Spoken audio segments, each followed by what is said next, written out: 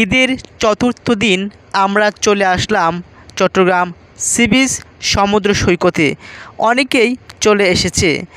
আমরা যদি ভিডিওর দিকে একটু লক্ষ্য করি, দেখুন এখানে হাজার হাজার মানুষ বসে গল্প করতে পারবে। পিকনিক এবং বার্থডে উদযাপন বা পর্যটকদের জন্য সত্যিই অসাধারণ একটি জায়গা। পাশে রয়েছে ফুলের একটি বাগান। বিকেল হলে সূর্য যখন ডুবে যাবে, কিছু কুয়াশা পড়বে এবং এই খোলা আকাশের নিচে বসে গল্প করলে কতই না আনন্দ হবে। পতেঙ্গা সমুদ্র সৈকত বাংলাদেশের সুন্দর জনপ্রিয় সমুদ্র সৈকতগুলোর মধ্যে অন্যতম। চট্টগ্রাম থেকে মাত্র 14 কিলোমিটার দূরত্বে অবস্থিত এই সমুদ্র সৈকত সহজে যাওয়া যায় বলে পর্যটকদের কাছে জনপ্রিয়তা হয়ে উঠেছে। এবারের ঈদ ও কক্সবাজারের রেকর্ডকে ভেঙে দিয়েছে পতেঙ্গা সমুদ্র সৈকত। দিন দিন এর জনপ্রিয়তা বেড়ে চলেছে।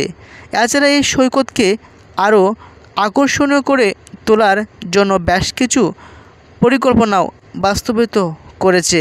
আমরা যদি আশেপাশে লক্ষ্য করি, সুন্দর সুন্দর দোকান, সেখানে আপনার কসমেটিক থাকে এবং বাগানটা লক্ষ্য করলে এখানে সিনেমা শুটিংও করা যাবে।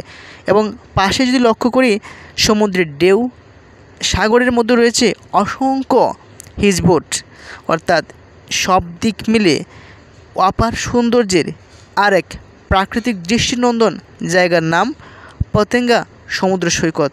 আমরাও আর দেরি করলাম না। এই ঈদেই আমাদের হাতে ছুটি রয়েছে 8 থেকে 10 দিন। একদিন বাড়ি চলে গেলে চলে যায়, আরেকদিন বাড়ি থেকে আসতে। বাকি সময়গুলো আমরা বিভিন্ন জায়গায় ঘুরে ফিরে কাটাতে পছন্দ করি।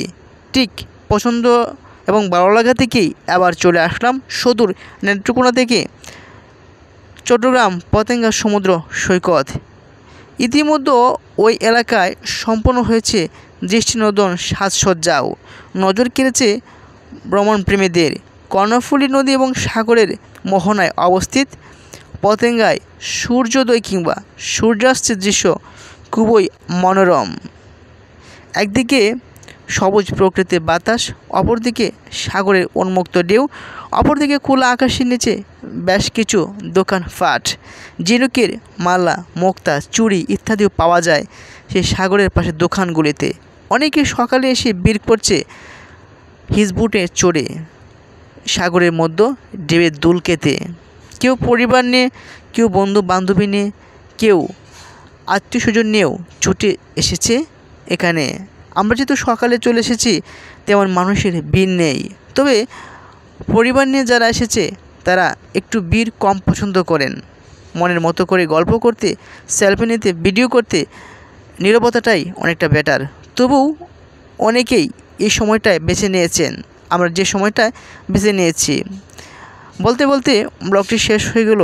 আপনিও চলে আসেন পতেঙ্গা সমুদ্র সৈকত, অপার সৌন্দর্যের এই পর্যটন নগরীতে।